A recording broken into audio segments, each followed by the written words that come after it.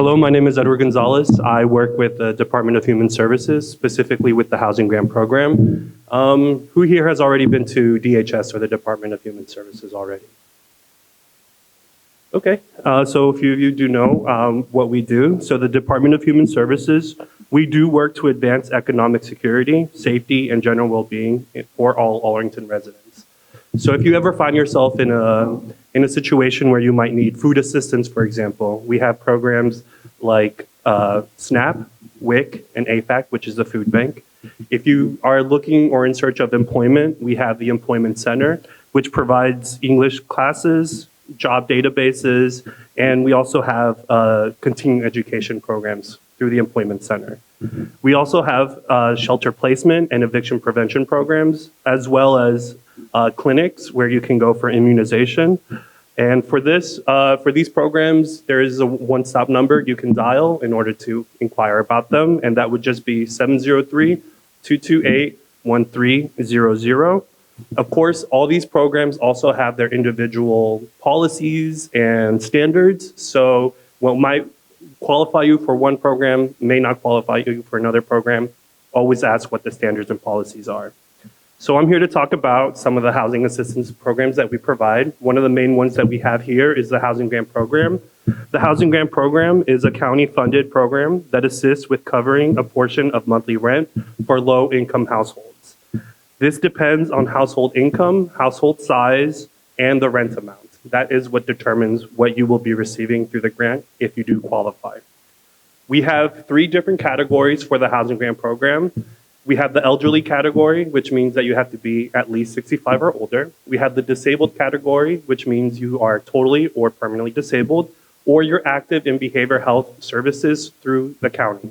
And lastly, we have the working family category, which means you have a minor in the household who's under the age of 18, but there are weekly minimum income requirements for the working family category, so just keep that in mind.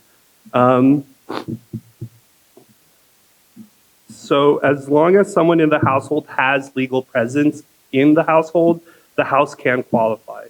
So something to keep in mind when it comes to the working family category is our weekly income requirements. If you are a single parent household, the minimum income requirement we have is just $300 per week.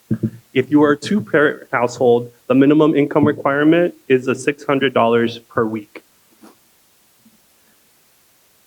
So if you do have, let's say, a household where someone is over the age of 18, but you still have minors in the household. If someone in the household is over 18, not disabled, or over the age of 65, they must earn at least $300 weekly in order for the household to still maintain eligibility for the program. There are exceptions to the rule. So if say your child is 18 and they're going to college and they're a full-time student, they do not need to meet the $300 minimum income requirement that we have. If they're over the age of 65, same thing. If they are active with behavioral health services, they do not need to meet that requirement either. And then finally, if they're providing care for a child under the age of 13 or a disabled adult, they are exempt from that $300 weekly requirement as well. But we do need to verify these things, so just make sure that anything that you're stating is verifiable. We do have income limits for household sizes. So if you are a household of 1, your annual income limit, so you cannot surpass this, would be $46,028. 8 or more is $86,828, and everything in between is stated right here. We also have maximum allowable rents. So if you're looking to apply with the housing grant, there are limits to the amount of rent or the rent that you can go for. If you are a 1-person household or it's you and your spouse, the limit is $1,695. For households that have between 2 to 4 people in it, it's $2,035, and anything 5 or more is $2,351. Now, this is updated every year, so just keep that in mind. With times changing, we also make the changes ourselves. So we also have our intake process. We have intake applications if you would like some that have been pre-filled out, if you would like to take a look at what an application looks like.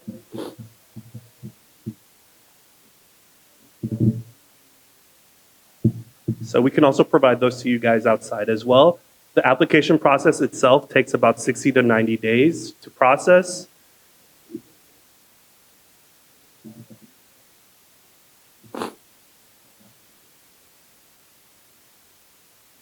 We want you to pay close attention to the bottom of the application itself because it does state all the documentation that we need in order to process an application as quickly as possible.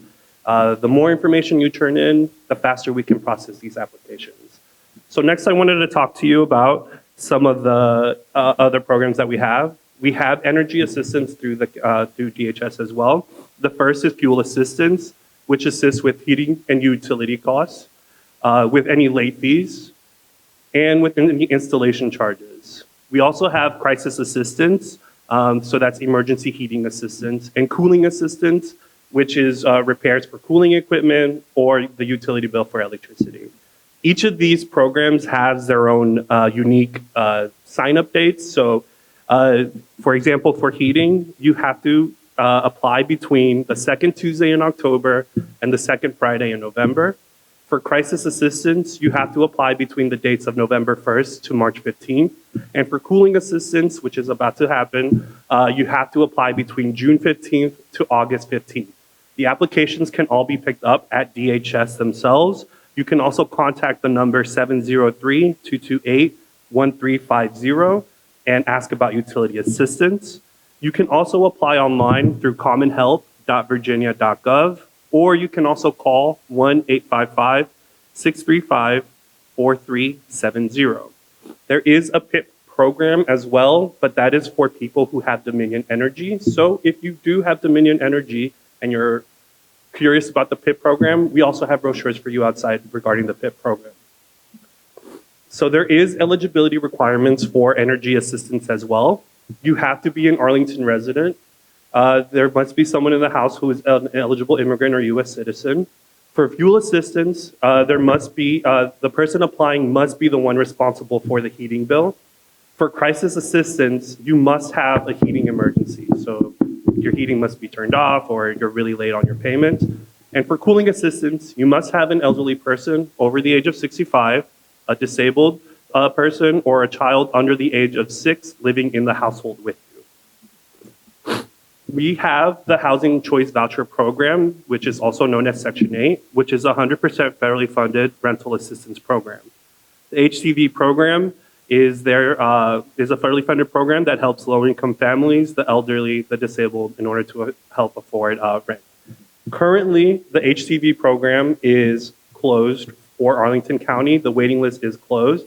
However, if you've already applied and you've been accepted into the waiting list already, keep these things in mind so that you can keep yourself up to date and you'll know. Make sure that your address, email, and telephone number is current.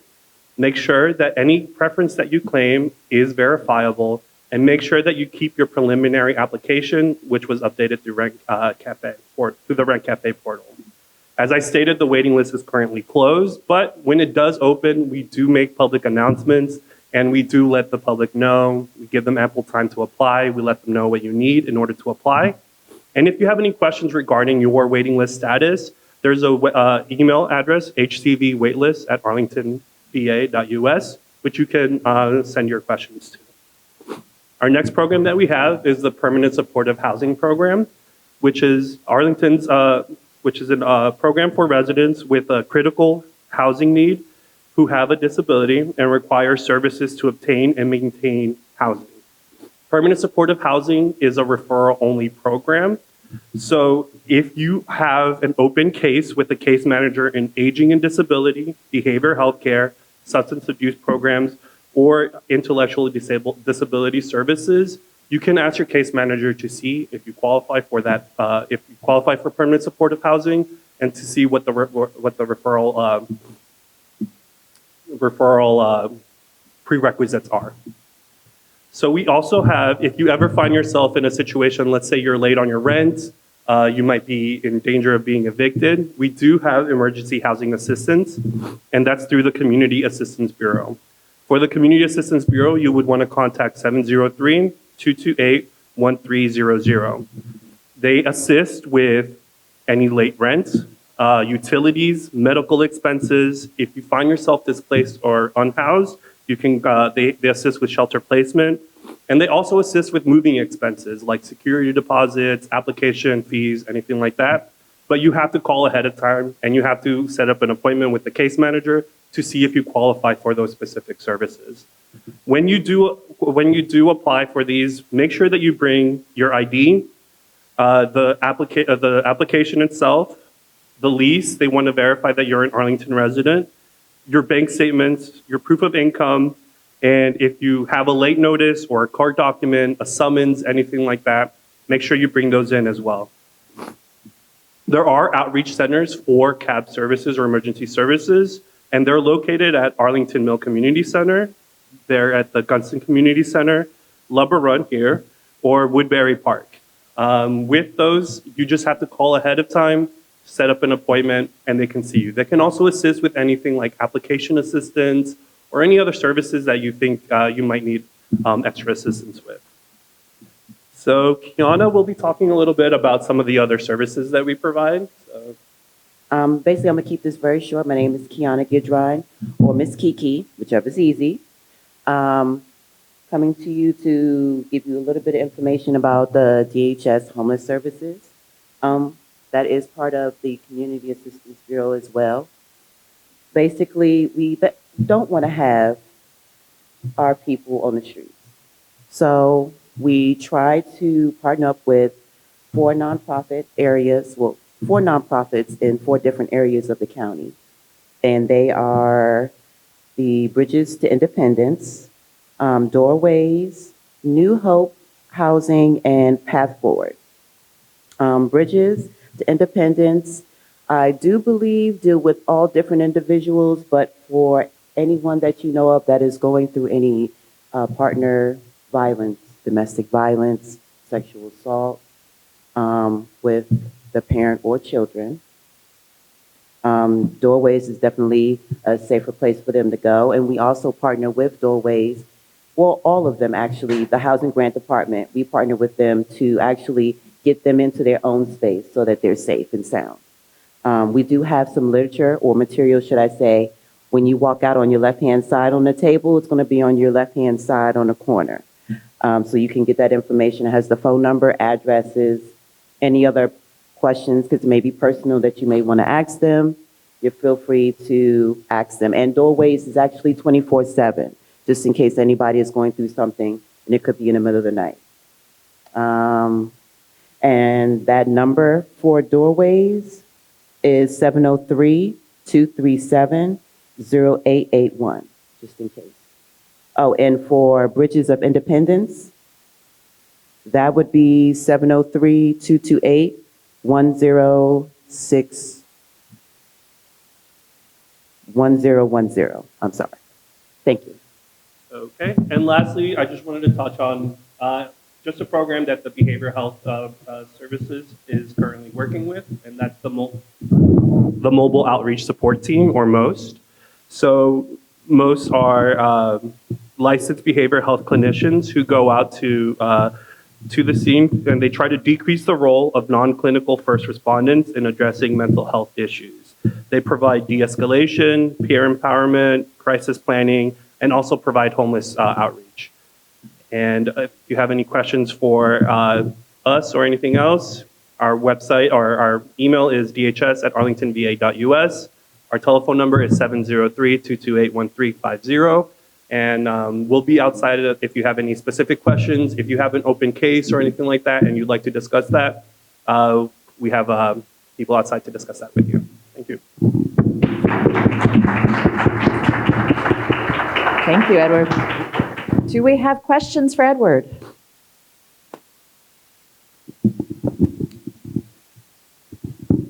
Hi. How does permanent supportive housing work exactly? How is it different from the housing grants? Is it a matter of just, is it services or financial?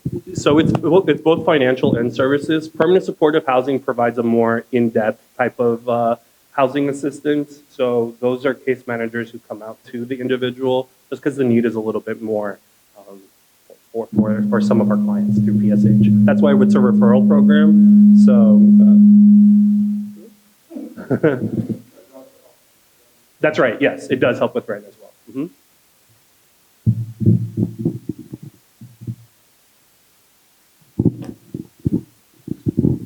I have a quick question about household size and how you calculate it. Okay. So if you are a parent with 2 kids, that's a household size of 3. That's right. Yeah, right.